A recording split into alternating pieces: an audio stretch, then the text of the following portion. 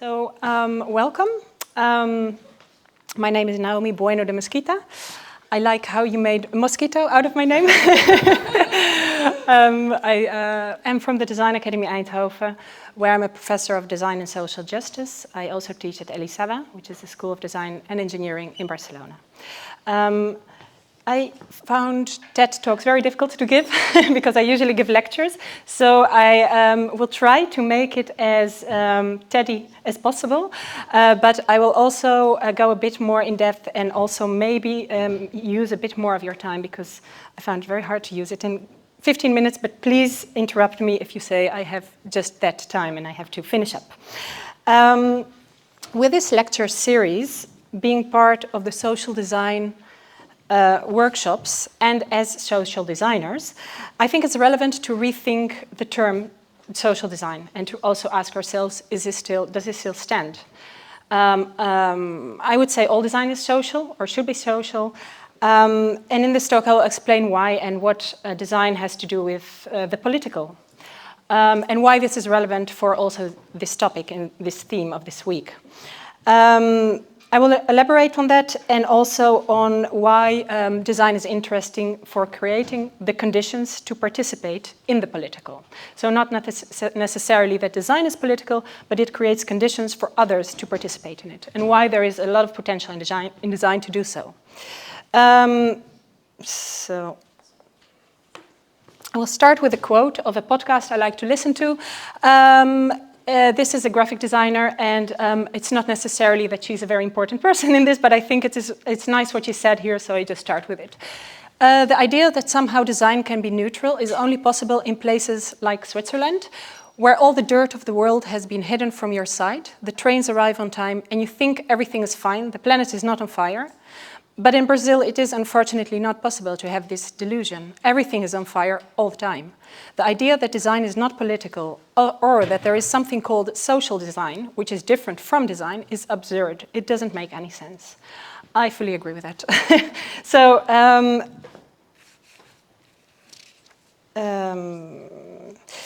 why is this relevant in the topic of EU identity crisis? You might ask.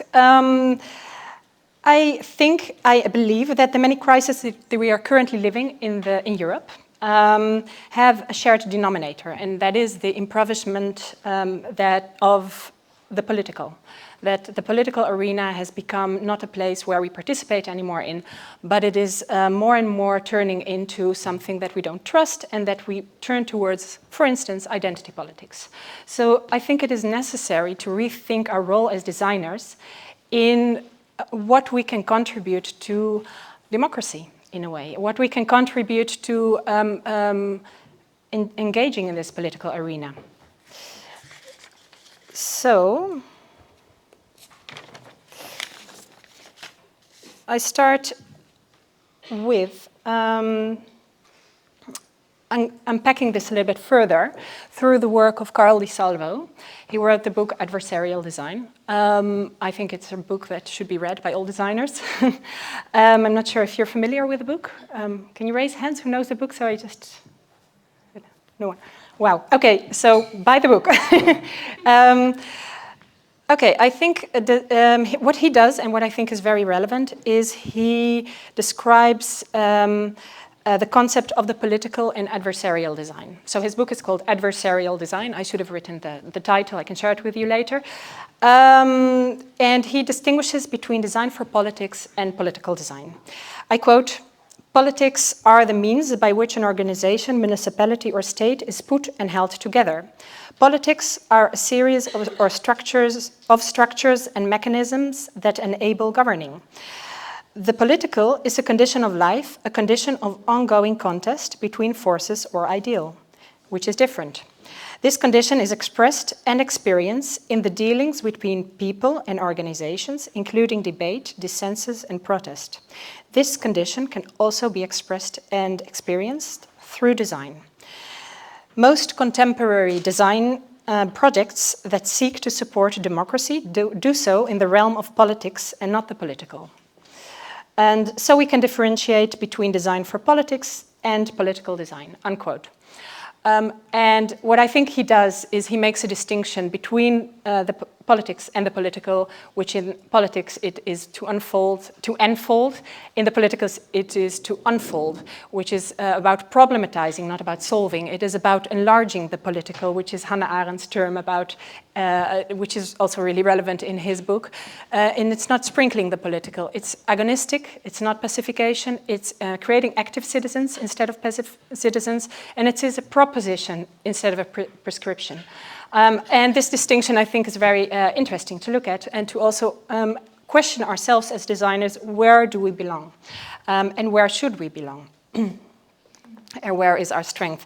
So I'd like to give this a little bit more hands and feet by presenting an own design research project where I deal with this question of the political. More so, how can we as designers engage or create the conditions for others to participate in the political? This is a project I did a long time ago during my PhD. Why I use this example? Because I think it illustrates very well what I'm trying to tell here. Mapping Invisibility is the title of this project. I was an early stage researcher at the time for the Design Academy Eindhoven for a European research project. So that's the context under which I did this project. And I worked with undocumented migrants in the city of Amsterdam. Draw a little bit of context, according to estimates, there are currently 15,000 undocumented migrants in the city of Amsterdam. These people have become experts in living invisibly. While there's a lot of debate about their presence, they often don't participate in these debates. So my aims with this workshop was to raise awareness about the position, about their position, and create a safe space for them to participate in the public realm and create an understanding of the experience of the city from the perspective of the other. So later I'll explain how you can do this better, but it's really taking the perspective of the other and understanding how to design for that also. My research questions to examine, so I should say this also, I'm examining map apps or mapping methods as a means for participation. So in this case, I designed a map app with these research questions. What strategies do the undocumented use to hide in public spaces? Understanding their living experiences, daily living experiences. Where and why do certain places trigger certain feelings? And what stories are linked to those places or practices? And this is really engaging with how they experience the city. So I designed a 4-hour walk, basically, but this walk was mediated through an app and through, there was a lot of design decisions in how this walk would take place. It was a dialogue between an undocumented and a citizen of Amsterdam who was documented. And basically the undocumented became the hosts and the guests were the citizens of Amsterdam who are documented. They were sent an email a week prior to the workshop to think of feelings that they think the undocumented experience while walking through the city. So the citizens that participated in the workshop had to think, place themselves with their preconceived ideas. What do I think they feel? And that let them time to think and to kind of work towards the day of the workshop and to position themselves in their imagination in the place of the other. 4 words came out that were used as the legend of the map. And those words would be walked, and I will explain how this was done. There are 8 groups were formed of an undocumented, at least one undocumented and one documented citizen of Amsterdam. I'm not sure if you're familiar with the term undocumented, because I know in some countries they say illegal immigrants, or we don't use this word anymore because no one is illegal, but I think it's important that you understand who participated in this workshop. So that's why I say it. 8 groups were formed, and each group consisting of one undocumented, one documented. So the guides, which were the undocumented, guided their fellow citizens through the city with an emotion, with a feeling in mind. So we started with a feeling of happy, powerful, so there were 4 emotions that were chosen. So each emotion took 1 hour to map out. And then they had 1 hour to think of places in the city that this feeling was linked to for the undocumented. And they would bring their guests to those places. And the important thing was that the dialogue was taking place about this emotion. And why this is important? Because this dialogue unpacked this word. This word was a point of departure. It was not as, like, now we're going to see what powerless is. No, it was about understanding what is powerless in your culture. How do you associate, what are your associations with this word? Why is this place important when it comes to this word? So it really became an understanding, a deeper understanding of what this word means for them. And as this was done in pairs and all of them departed from a similar place, they drifted to different places in the city. And they started a mapping, which was showed in real time. This is a screenshot. It was showed in real time on a screen in a theater venue. And the app was designed as such that it would show the GPS tracks where they were going through. And the longer they would stay on a location, the thicker the line would become. This way communicated the importance of a place in relation to that feeling. So if, for instance, you could see the library is a very powerful place because for that undocumented. And the map is really it's actually a video I should show. It's a real time, so it was changing all the time. And what was interesting about this map, that it was showed in the venue, that it became a conversation piece. So it was not really about the map, but it was about, okay, what places are then linked to those feelings, and why is this library so important? And at the same time, there was another screen that could upload pictures explaining, giving more contextualized information about what these words mean and what triggers this emotion, this feeling. So for instance, this gogging rog on the left, an undocumented felt that it represented powerlessness because it reminded him of his incapacity to work in the Netherlands. And the fact that it was unmanned, so there was a machine doing the work, made it even stronger. So that triggered him to feel powerless. And the market is the same, because he felt disconnected in his home country. He was able to have a market everywhere, and here you have to register, you need all kinds of papers. So this pile of clothes reminded him of disconnectedness. And it's interesting because afterwards you walk through the city and you start seeing those places very differently, with different eyes.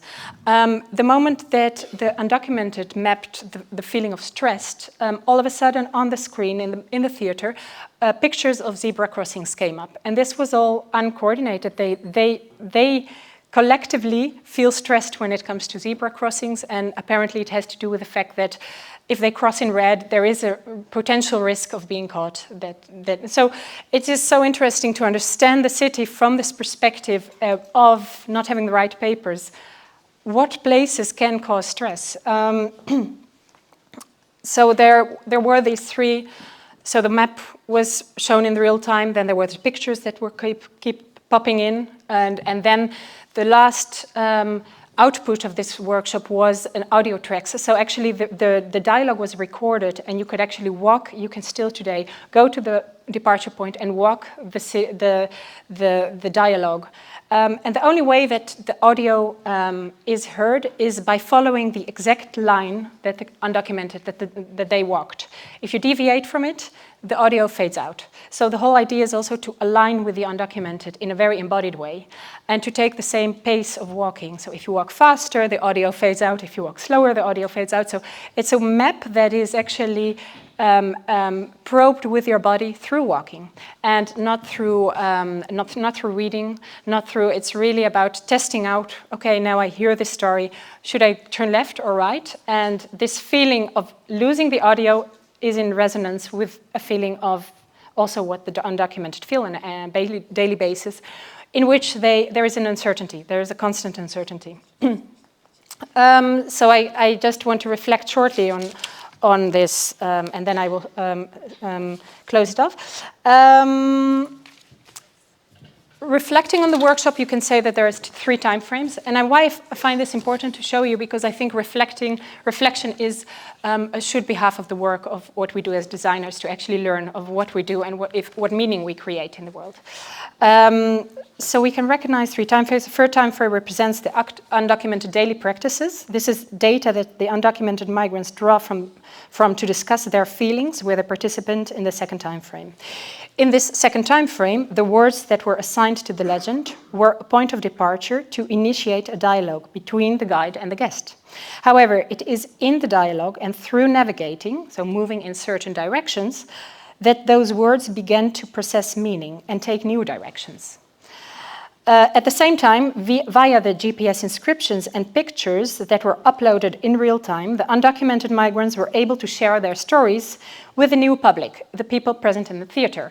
And this was partially because they were anonymous. So this is a way to participate in the public realm that they was afforded through the map app.